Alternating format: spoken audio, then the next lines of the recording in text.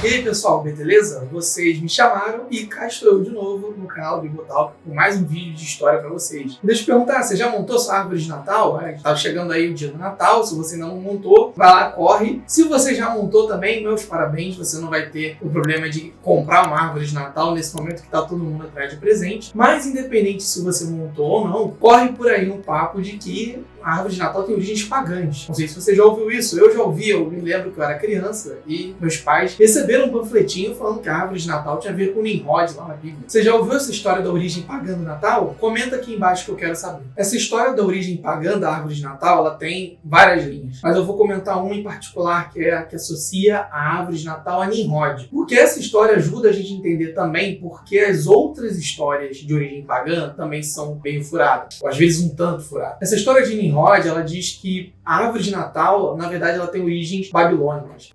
Essa história ela conta que Nimrod ele era um herói mitológico, um personagem mitológico que também era adorado por outras culturas como um semideus. E ele tinha outros nomes em outras culturas, como por exemplo, para os romanos ele era Cupido, para os egípcios ele era Osíris, para os babilônios ele era Nino. Então Nimrod teria recebido vários nomes dependendo do lugar ao qual ele recebia adoração, ele recebia culto. Mas nessas histórias, o que elas têm todas em comum é que Nimrod teria casado com uma mulher chamada Semíramis, que foi a fundadora da Babilônia, também chamada de Rainha dos Céus. Preste atenção que esse lance é importante. Semíramis, ela teria tentado matar Nimrod, que era seu filho, e se casou com ela depois de matar seu pai, Baal. Mas Semíramis, num ato de raiva, vai lá e mata Nimrod, esquarteja ele. Depois da morte de Nimrod, ela diz que Nimrod teria se tornado um deus, teria se divinizado. Sentindo saudade de Nimrod, a Semíramis vai buscar uma forma de revivê-lo. Ela consulta feiticeiros, e esses feiticeiros dizem que ela deve cortar um galho de uma árvore, ainda com os ramos ali, porque esses ramos seriam símbolos fálicos e também o tronco representaria o torso do Nimrod morto. Ali ela faria sacrifícios de crianças e dessas crianças ela cortaria a cabeça dessas crianças e usaria para decorar a árvore, pendurando essas cabeças lá. Ao fazer esse sacrifício, que envolvia um ritual sexual e sacrifício infantil, a Semíramis recebeu uma visitação do espírito de Nimrod. E essa visitação do espírito de Nimrod a deixou grávida de Horus,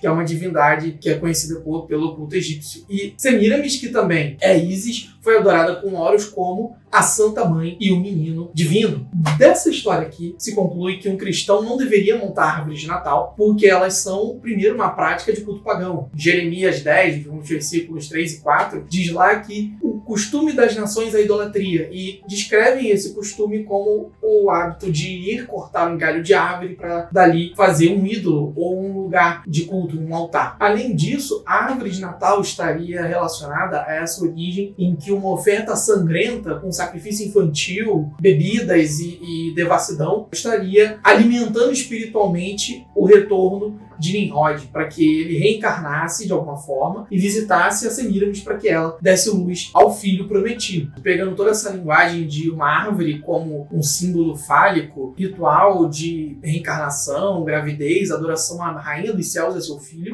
essa história conclui dizendo que a Igreja Católica, com o Imperador Constantino, se aproveitou dessa herança babilônica para corromper o cristianismo e assim poder dominar todo mundo, manipulando as religiões de acordo com o seu bel prazer. Essa história ela é razoavelmente conhecida entre evangélicos. Se você der um Google aí colocando árvore de Natal Nimrod, vai aparecer uma enxurrada de texto sobre isso, vídeos no YouTube. E pesquisando de onde ela veio, eu percebi que uma influência muito importante para ela ser difundida foi do Edir Macedo. Seja em fitas cassete, em blogs e nos próprios canais da Igreja Universal, nos programas de TV, enfim. Essa história de Semíramis e da sua relação incestuosa com o filho Nimrod, a visitação espiritual, está presente em todas as explicações que o Edir Macedo dá sobre Natal. Inclusive a parte mais, entre aspas, arqueológica dessa história apareceu na novela Gênesis, em que tem algumas cenas que retratam esse relacionamento tumultuoso entre Semíramis e Nimrod. Mas a referência mais antiga dessa história no Brasil que eu encontrei é de um livro da CPAD, do Abraão de Almeida, chamado Babilônia Hoje. Além disso, a história das bolas coloridas das árvores de Natal serem cabeças de crianças, eu não consegui achar de onde veio. O que eu consegui achar é que depois de 2010, tem muitos blogs que divulgam essa ideia. Não dá para saber qual veio primeiro, porque nenhum cita a fonte.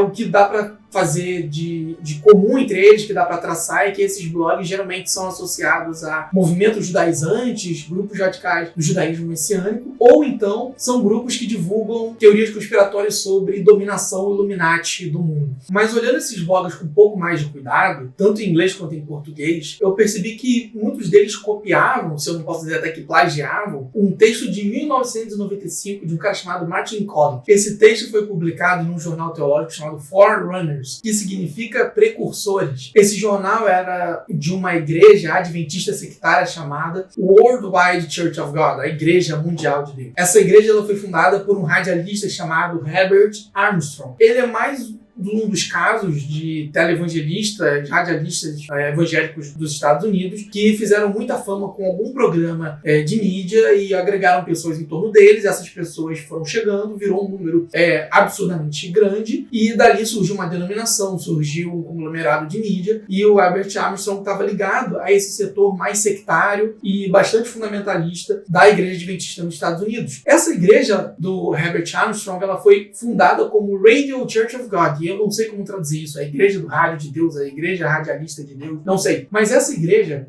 fundada em 34, ela era marcada por crenças muito particulares de Armstrong, tanto que no inglês tem uma palavra que deriva do próprio nome dele, o movimento do Armstrongismo, que é um movimento que acredita que os bretões, ou os descendentes dos bretões, ingleses, americanos, australianos, brancos, eles têm ascendência das 10 tribos perdidas de Israel. É uma denominação que acredita também que o calendário verdadeiro é o calendário judaico e o calendário que a gente tem hoje, herdado pela Igreja Católica e de algumas comemorações seculares, é um calendário pagão que tem origens na antiguidade, na Babilônia. Além disso, essa igreja, ela também acredita que o imperador Constantino foi aquele que corrompeu todo o cristianismo para fazer com que o paganismo entrasse na igreja, além de que tudo isso é mostrado de forma fiel pela tradução King James. Eles são o que no inglês a gente chama de KJV only, as pessoas que acham que só a Bíblia King James é a tradução verdadeira, fiel e biblicamente coerente. O Armstrong ele falou sobre o Natal e essa relação entre Nimrod, Semíramis e como isso está ligado também à mitologia egípcia, num texto de 74 chamada A Verdade Nua e Crua sobre o Natal. Mas, em 86, quando ele morreu, a igreja dele se reuniu para debater as crenças controversas dele e resolveram dar um passo atrás em muitas delas. Inclusive, dentro dessa crença de que a igreja católica foi corrompida pelo paganismo, o Armstrong ele negava a doutrina da Trindade, por exemplo. A Worldwide Church of God resolveu rejeitar todas essas crenças, inclusive a ideia de que o Natal e a Páscoa eram crenças essencialmente pagãs. Eles hoje acreditam que Natal, Páscoa e outros feriados têm crenças pagãs neles, mas existe uma forma cristã de celebrá-los. Mas essas reformas elas não agradaram todo mundo. Uma parte da igreja ela estava fechada com os ensinamentos do Armstrong ou com a maioria deles, especialmente em relação aos dias santos. Então eles decidiram pacificamente sair da Worldwide Church of God, a Igreja Mundial de Deus, e fundaram uma outra igreja chamada The Church of the Great God, a Igreja do Grande Deus. Mas ainda assim o Armstrong ele se fundamenta num outro cara que vem antes dele e igualmente era um radialista, evangelista que criou um ministério ao redor da sua audiência em um pequeno conglomerado de mídia ali, que se chama Ralph Woodrow. Em 66 ele publicou um livro chamado Babylon Mystery Religion, a religião misteriosa da Babilônia. Nesse livro o Woodrow ele vai falar tudo isso que a gente já comentou até agora, a relação entre a Igreja Católica e uma herança pagã babilônica, e no caso da árvore de Natal, que o tronco da árvore era parte do culto a Nimrod e a Semíramis. Mas em 97, o Woodrow tirou esse livro de circulação e publicou uma retratação chamada The Babylon Connection, ou seja, a conexão babilônia. Tem uma conexão babilônica entre o culto católico e o culto pagão da antiga Babilônia, e ele vai revisitar muitas das coisas que ele falou. Vai dizer que tem informações relevantes, mas a maioria delas são especulações, não são prováveis, e ele vai dizer que ele errou muito porque ele confiou e até mesmo copiou o que está escrito num livro bem mais antigo, de um pastor presbiteriano chamado Alexander Hislop. Hislop era um escocês, ele era filho de maçom e membro da Igreja Livre da Escócia. Ele publicou um livro, As Duas Babilônias, em 1853 como um panfleto, e em 58 ele expandiu para um livro que ganhou várias edições e teve ampla circulação no mundo de fala inglesa. Especialmente testemunhas de Jeovás e adventistas compraram a ideia. O objetivo do Hislop com esse livro era criticar a intromissão do Estado nos assuntos que eram da jurisprudência da Igreja. igreja, que era o dever da igreja, a obrigação da igreja. Ele faz isso porque em 1843 os presbiterianos na Escócia se dividiram entre a Igreja da Escócia e a Igreja Livre, por conta de discussões sobre qual era o papel do governo britânico na hora de decidir quem vai ser ordenado pastor e quem vai receber determinados benefícios. Mesmo depois dessa divisão, existiam partidários da reconciliação e partidários da manutenção da divisão. Hincklop estava entre aqueles que defendiam que a divisão deveria ser mantida. E a forma dele militar pela manutenção dessa separação foi publicar esse livro dizendo que a ingerência do imperador Constantino na igreja fez com que a igreja católica fosse contaminada até a sua raiz. A essência do cristianismo católico, na verdade, passou a ser um cristianismo pagão babilônico. E ele vai, então, fazer essa analogia dizendo que se foi assim no início da igreja, que dirá agora, quando já temos várias denominações e temos um governo, no caso o governo britânico, mais localizado, tomando decisões sobre uma igreja particular. A possibilidade de corrupção da verdadeira doutrina era ainda maior. Mas para defender o seu argumento, o Hincklop vai dizer que se a gente olhar para a história da Igreja Católica, a gente consegue encontrar paralelos com o paganismo em tudo que ela faz, da sua estrutura eclesiástica, das suas noções de autoridade, até mesmo doutrinas básicas como a Trindade. Isso faz o Hincklop, inclusive, defender o modalismo como modelo ortodoxo de Trindade. Não sei se você lembra o que é modalismo, mas, resumidamente, modalismo é aquela ideia que Deus é um só e se apresenta de três formas diferentes. Pai, Filho e Espírito Santo não são três pessoas com a mesma essência, mas eles seriam três formas pela qual Deus se manifestou. Você, inclusive, pode ver mais sobre isso lá no livro do Pedro Pamplona. Recomendo. Mas voltando aqui, que ele vai associar a representação da Trindade na sua definição clássica com as trindades de outras divindades ao redor do mundo. No caso do Natal, o Hincklop é a fonte mais antiga que associa a árvore de Natal ao culto a Nimrod e Semíramis. Depois que ele passa um longo período explicando os paralelos entre o Natal e rituais pagãos de sacrifício humano, de oferendas e devassidão liberada, como a Saturnália, o Hincklop diz com todas as letras que o tronco de pinheiro é o tronco morto de Nimrod, deificado como deus do sol, mas derrubado por seus inimigos. A árvore de Natal é Nimrod redivivos, o deus assassinado voltando à vida novamente. Depois de toda essa longa trajetória que a gente percorreu, seria muito tranquilo terminar o vídeo aqui e dizer que, olha, existem várias pessoas que estão falando sobre uma origem pagã do Natal e elas não estão sendo ouvidas. Inclusive, existem argumentos sobre a origem pagã do Natal que são anteriores ao Hincklop. Elas são presentes, inclusive, entre os puritanos. Mas essa associação entre Nimrod e a árvore de Natal foi ele que começou. Ainda assim, alguém poderia dizer, ou eu poderia dizer, que essa coisa não começou ontem. E isso satisfaria a curiosidade de algumas pessoas. Se essa é uma história mais antiga, que tem sido repetida por tanto tempo, então provavelmente é verdade. Mas eu quero convidar você a pensar o seguinte: vamos fazer uma pausa e tentar olhar essa história não pelo conteúdo que ela está trazendo, mas pela estrutura. Será que ela faz sentido? Porque eu e você, a gente não tem tempo para ficar indo em museu, em sítio arqueológico, nem tem como, isso é muito caro. E hoje, dependendo do lugar que é o sítio arqueológico, é lugar de conflito, é zona de guerra, pra gente ir lá e com os nossos próprios olhos testar os nossos conhecimentos e ver se o sujeito estava certo. Além disso, a gente precisa de um tempo para aprender sobre cada um desses conteúdos particulares. No caso do Hincklop, você e eu precisaríamos saber de mitologia babilônica, persa, grega, egípcia e dominar isso tudo a ponto de identificar onde é que ele está errando especificamente em cada paralelo que ele está. Mas existem formas de perceber como essa história ela tem problemas, ela tem equívocos, olhando para a estrutura dela. A primeira forma da gente desvendar como essa história do Hincklop é cheia de buracos é olhando para essa própria intenção dele de fazer paralelos muito diretos entre as religiões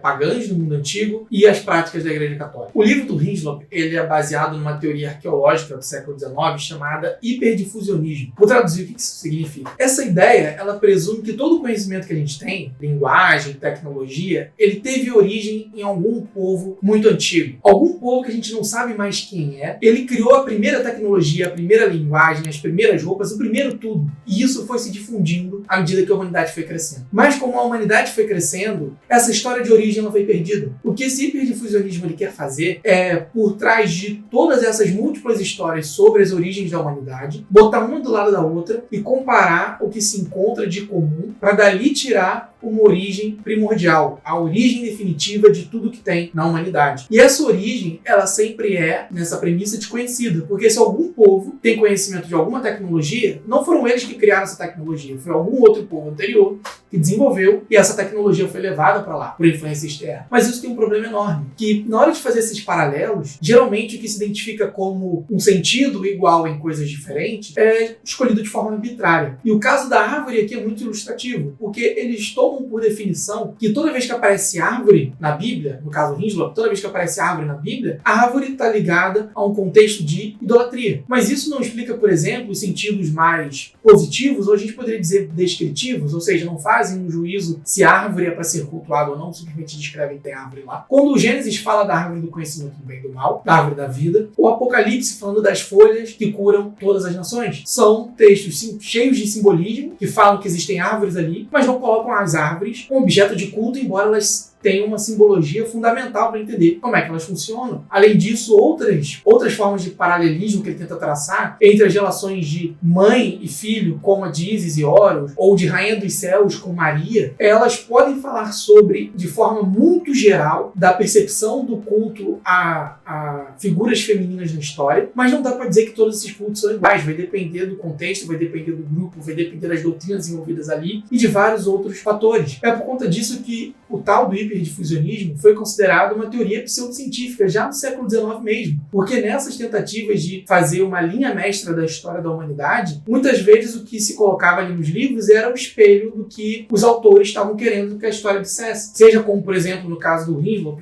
de afirmar que a Igreja Católica corrompeu o cristianismo com fontes babilônicas, ou então, no caso de alguns autores ateus, na época, que o cristianismo ele era nada mais, nada menos que um copia e cola barato de cultos antigos mais superiores das primeiras grandes civilizações. É por conta desse problema de querer encontrar um sentido uniforme em culturas diferentes que o hiperdifusionismo ele foi rejeitado. Um outro bom exemplo para entender como a própria Bíblia, e lendo a Bíblia em contexto, já indica pra gente essa visão do Hislop é problemática, e se a gente lembrar de como o tabernáculo de Israel ele tem muitas semelhanças com as tendas dos deuses egípcios, separadas para culto. Mas, ao mesmo tempo, o culto é completamente diferente, as religiões são outras, e isso está muito bem explicado lá no BTcast sobre os templos de Israel. Vale fazer o parênteses aqui. Sabe aquela história de crente não poder falar Ratimbum na hora de cantar parabéns, não poder falar de moleque porque lembra Moloque? Se o Hislop ele não foi o primeiro sujeito a fazer isso, ele foi o cara que ficou mais famoso fazendo esse tipo de coisa. O livro dele tem várias etimologias falsas para dizer que a árvore de Natal ela tem uma raiz que no acadiano leva à árvore de Nimrod. O livro dele é cheio disso. E essa prática ela permanece até hoje. Além disso, um segundo ponto é que o livro do Hislop ele tem uma enorme inconsistência histórica, porque ele pega o padrão puritano e estende ele para todo o cristianismo. O que isso significa? Os puritanos eles foram os protestantes que mais radicalmente lutaram contra a forma de celebração dos dias santos da Igreja Católica, chegando a proibir e punir civilmente quem comemorasse ou fizesse lembranças dos dias santos. Mas, como eu falei, isso aconteceu entre os puritanos. Os puritanos, por exemplo, se a gente for pegar a República de Cromwell, eles têm uma lei de 1647 que proíbe que os dias santos sejam feriados. Todos os dias são iguais perante Deus. Então, todos deveriam trabalhar em todos os dias. Mesmo se algum pastor, por exemplo, pregasse um sermão dedicado ao Natal ou dedicado à Páscoa, ele receberia uma punição com multa e recorresse com prisão, porque ele estaria incentivando as pessoas a valorizar mais um dia que ao outro,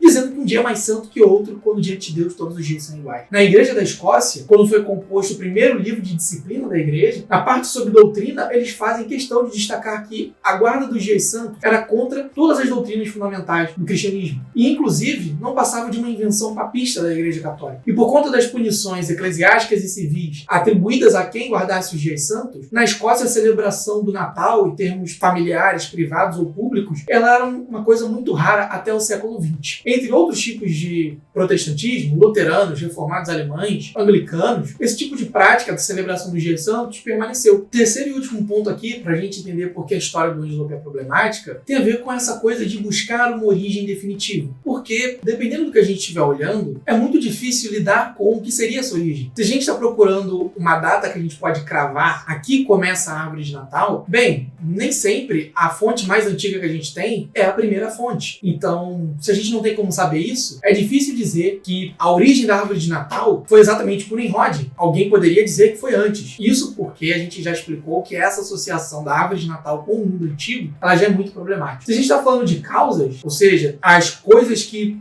forjaram a árvore de Natal, seja um culto pagão, um interesse comercial, qualquer outra coisa desse tipo, nunca é uma causa só. Na história as coisas acontecem por causas múltiplas e elas se sobrepõem. O que a gente faz na história é separar algumas dessas causas para tentar entendê-las. Mas o mundo é sempre muito mais complexo do que as nossas explicações recortadinhas, bonitinhas, que a gente faz para tentar entender alguma coisa. Além disso, existe um problema dessa questão da origem que leva a um problema teológico, que é essa coisa de se eu encontrei a origem de um objeto, a origem de uma prática, a origem de um valor, essa origem determina o destino e o propósito dessa coisa, desse objeto, desse valor, dessa prática. Porque isso é problemático. Tem muitas coisas que a gente usa hoje que a origem não foi cristã nem judaica. Por isso a gente vai deixar de usar. O alfabeto não surge entre os judeus. A escrita também não. Provavelmente você está me vendo de um computador ou de um telefone celular, você não tem como garantir que foi um cristão que botou a mão nesse aparelho e construiu cada pecinha, que construiu o software. É muito difícil pegar essa origem puramente cristã ou puramente, sei lá, brasileira, europeia, de qualquer coisa. Essas coisas de a origem do Natal, a origem da árvore de Natal, ou a origem de qualquer outro evento histórico ou prática, geralmente são explicações muito ilusórias. E isso é uma ilusão mesmo quando a gente tenta, olha só, valorizar o aspecto cristão do Natal. Porque existem pessoas que contam histórias antigas sobre como os cristãos criaram a árvore de Natal. Duas dessas lendas, uma está ligada a São Bonifácio, porque lá na Idade Média ele foi evangelizar, fazer missões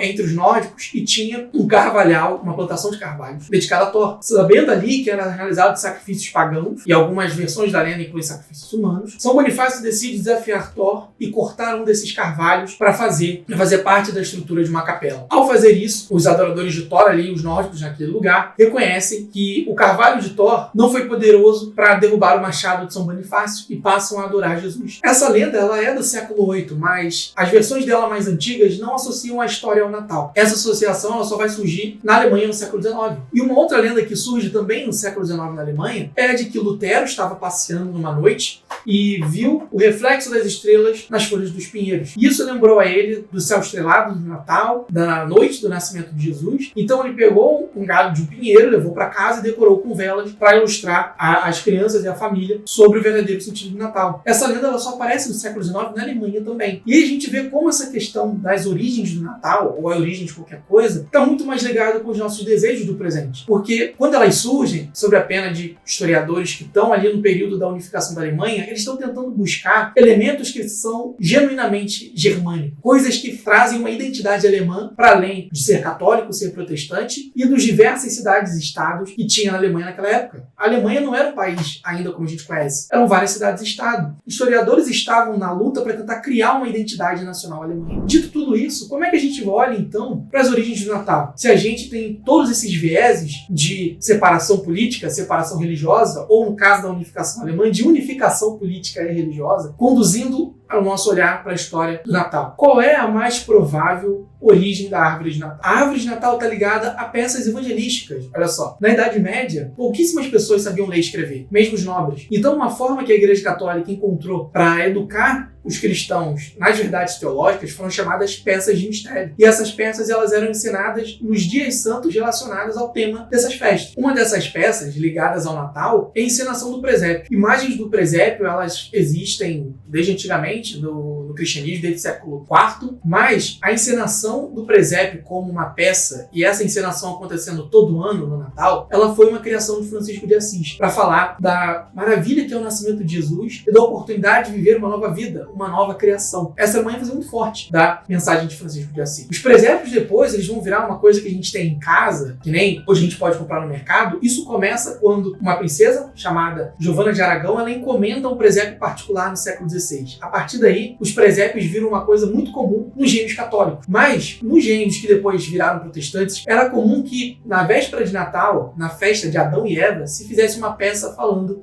do mistério da salvação, do mistério do Evangelho. Essa festa de Adão e Eva, ela foi escolhida no dia 24, com o objetivo de lembrar da velha criação na véspera do dia da inauguração da nova criação, do nascimento de Jesus, no Natal, no dia 25. no caso do Natal, as peças enfatizavam a questão do pecado e do evangelho. E para fazer isso, os atores que encenavam Adão e Eva, que representavam Adão e Eva, eles levavam consigo uma árvore decorada de dois lados. E esses lados eles eram opostos. De um lado, a árvore era decorada com maçãs para lembrar do fruto proibido. Do outro lado, a árvore era decorada com pães, torradas, biscoitos, para lembrar do pão da Santa Ceia, da Eucaristia, como símbolo da nova criação. Mas essas árvores decoradas, elas eram um elemento teatral. Eles eram de posse da igreja, da diocese local, enfim, eles não eram uma coisa particular. Mas como essas árvores elas eram patrocinadas pelas guildas, pelas oficinas de artesãos na Idade Média, existia uma certa competição para quem montava a melhor árvore. Até que em um determinado momento, na Idade Média, ali pelo século XV, surgem as primeiras árvores de Natal públicas. A primeira delas é de Tallinn, na Estônia, de 1441, uma árvore que fica no meio da cidade e uma tradição que existe lá até hoje. Mas, curiosamente, é a reforma protestante que incentiva as árvores de Natal sendo decoradas nos lares, nas famílias. Isso acontece de uma forma que a gente não sabe dizer exatamente o porquê. É um sistema de correlações. A primeira delas é que, especialmente na parte do sul da Alemanha, onde fica a Suíça, o leste da França, onde fica hoje a cidade de Estrasburgo, ali a gente encontra os primeiros mercados que vendiam árvores de Natal para as famílias decorarem. Nesses lugares é que as árvores de Natal foram incentivadas como um sinal de pedagogia do evangelho, como um símbolo pedagógico, uma imagem que ensina sobre Jesus. Tanto que Martin Butzer, em 1539, ele colocou uma árvore de Natal na Catedral de Estrasburgo. O objetivo das árvores de Natal ali era substituir a pedagogia dos presépios, que era uma prática muito associada ao catolicismo e que os protestantes temiam a representação dos presépios na época, porque, ora, você faz ali uma imagem de Jesus, de Maria e de José, e essa imagem estava associada ao culto das relíquias católicas. A árvore de Natal, então, especialmente entre os reformados, ela vai ser incentivada como uma forma de ensinar as verdades bíblicas do Natal, sem precisar construir uma imagem de Jesus ou de santos, com risco que eles fossem adorados. Além disso, em relação à troca de presentes, tem nada a ver com a Semiramis colocando lá cabeças de criança para Nimrod, nada disso. A troca de presentes, ela acontecia nas cidades-estado de língua alemã no dia 6 de dezembro, que é o dia de São Nicolau. E tem um BTcast aqui sobre São Nicolau e conta como a história do santo está associada à caridade. Mas, como os protestantes eles criticavam o culto aos santos, o medo da adoração e da idolatria, especialmente entre os luteranos, a troca de presentes foi incentivada na véspera de Natal, porque ali se poderia ensinar sobre como Cristo é o provedor de todas as coisas. Como o nascimento de Jesus nos estimula a caridade e a generosidade, porque Deus foi generoso nos dando tão grande salvação. Por isso, a troca de presentes foi progressivamente migrando do dia de São Nicolau, do dia 6 de dezembro, para a véspera de Natal, no dia 24. Mas essa difusão da prática de decorar árvores de Natal nas famílias, ela não veio sem críticas. Já no século XVII, mais ou menos 100 anos depois da Reforma, já existem teólogos como Johann Dannhauer, que vai dizer que a prática de colocar árvores no Natal e pedir que as famílias decorem está trocando o lugar do ensino da palavra por brincadeiras de criança e que as pessoas deveriam dar mais ênfase a falar da verdade do Evangelho que gastar dinheiro numa árvore para decorá-la, sendo que logo depois do Natal ela seria descartada. Agora, se foram os protestantes que incentivaram a decoração de árvores de Natal nos lares, em primeiro lugar, porque hoje a gente tem evangélicos, especialmente no Brasil, que é a nossa situação aqui, que rejeitam a decoração das árvores, que veem nisso sinal de catolicismo e talvez uma coisa muito inútil. Para resumir aqui um longo processo, as árvores de Natal elas viram um fenômeno global por conta de duas coisas. Primeiro, por uma propaganda da rainha da Inglaterra, a rainha Vitória, ela encomendou uma ilustração dela com a família celebrando o Natal. E essa ilustração ela correu todo o Império Britânico, que no século XIX tinha posses da América até a Oceania. Além disso, para facilitar as relações com os povos alemães, do qual o marido dela, o príncipe Albert, tinha origem, ela impulsionou, aliás, patrocinou árvores de Natal em instituições públicas. E quando isso chega, por exemplo, nos Estados Unidos, a árvore de Natal ela ganha uma simbologia de nobreza, de um ideal de família. E com a industrialização crescendo, ferrovias e a possibilidade de transportar pinheiros com mais longas distâncias, a árvore de Natal virou um produto de consumo. Mas isso não explica como ela chega no Brasil exatamente e se populariza, porque a primeira menção que eu encontrei de uma árvore de Natal aqui é de um Natal celebrado na casa de Dom Pedro II em 1859. E era caríssimo trazer pinheiros de outro lugar para poder decorá-lo só para o Natal. Ainda não existia essa popularização da árvore de Natal a ponto de ela estar presente em todos os lares, quase. Isso depende da indústria de massas e da possibilidade de fazer uma árvore de Natal totalmente artificial. E a grande inovação que vem com os anos 70, com a primeira árvore de Natal de plástico, uma árvore leve, que é móvel e você pode montar e desmontar com facilidade, faz com que as árvores de Natal elas se popularizem, inclusive nos Estados Unidos, onde elas se originaram, e depois para o mundo inteiro, com vários e vários filmes americanos de Natal e as produções americanas circulando no mundo por conta de propaganda dos Estados Unidos na época da Guerra Fria. E quando isso chega no Brasil, mais ou menos ali na metade do século XX, existem algumas coisas acontecendo aqui. Primeiro que nesse contexto, a produção de árvores de Natal artificiais aqui no Brasil dependeria de um grande desejo por esse produto que era originado dos Estados Unidos. E isso, por consequência, está relacionado a um longo período de aproximação política e cultural, que não acontece de um dia para o outro. Depois, para esse produto se popularizar aqui, ele precisa diminuir os seus custos. E considerando que os evangélicos estavam crescendo no século XX, especialmente pentecostais e não pentecostais, nas camadas mais pobres do Brasil, nas camadas mais populares, esse era um público que estava distante de poder adquirir uma árvore de Natal para poder montá-la todo ano nas suas casas. Esse público, pentecostais, não pentecostais, mas de forma geral evangélicos no Brasil, tem sua origem aqui na América do Sul de forma muito antagônica ao catolicismo, porque era a religião oficial. E sendo a árvore de Natal um produto de consumo de uma classe média de origem católica, a árvore de Natal ela foi associada a uma prática católica por natureza. E como cristãos evangélicos não deveriam seguir as práticas mundanas, as práticas católicas, porque eram práticas contaminadas pelo paganismo, faz sentido a gente inferir que, ao mesmo tempo que as árvores de Natal estavam se popularizando aqui no Brasil, elas cresceram ao mesmo tempo em que nós, evangélicos, cultivamos uma certa rejeição de tudo aquilo que estava ligado ao catolicismo. E sendo um público que mais consumiu as árvores de Natal de origem católica, a rejeição à celebração da festa e a decoração como um rito católico, mundano e pagão, ganhou mais espaço por aqui. O que não faz sentido à luz de toda a trajetória que a gente percorreu aqui, desde desvendar os mitos e as conspirações que levaram a árvore de Natal ser associada a Nimrod, até a origem provável dela como um símbolo de educação cristã nos lares protestantes. O que a gente faz então com tudo isso que a gente viu até agora? Primeiro que assim, a decisão de decorar ou não uma árvore de Natal ela é estritamente pessoal. O meu objetivo aqui não é te convencer a decorar uma, nem dizer que é bíblico, é uma ordenança ou qualquer outra coisa do tipo, mas é te alertar que essas decisões, ou qualquer decisão na nossa vida, não pode ser baseada numa mentira. A história é que o Natal e as decorações têm origens pagãs, e a gente pode identificar isso bonitinho, não passa de uma ilusão com o desejo de fazer política, seja eclesiástica ou, no caso lá da unificação alemã, uma política de unificação. A gente precisa estar atento a como símbolos religiosos são usados para outras lutas que não são religiosas. Além disso, já que é uma decisão pessoal de montar uma árvore de Natal, a gente deve seguir o que está lá em Romanos 14, que se um considera um dia santo e outro não, tudo bem, cada um faz como faz para o Senhor. E a gente não deveria julgar ou menosprezar qualquer outro porque celebra ou deixa de celebrar o Natal. Mas eu acho que o mais importante aqui é a gente perceber que essas discussões bastante supérfluas sobre origens ocultas do Natal, mistérios pagãos do Natal, na verdade ocupam o tempo necessário para a gente falar do Evangelho, para a gente falar da salvação, para a gente falar da nova criação que se inaugura com o nascimento de Jesus e de estimular as virtudes cristãs, da generosidade, da caridade, da misericórdia. Por mais que haja secularismo, por mais que haja consumismo, essas virtudes e essa história ainda está presente no dia de Natal. Eu acho que é isso que a gente deve ficar com o vídeo de hoje. É isso, galera. Feliz Natal e até o próximo.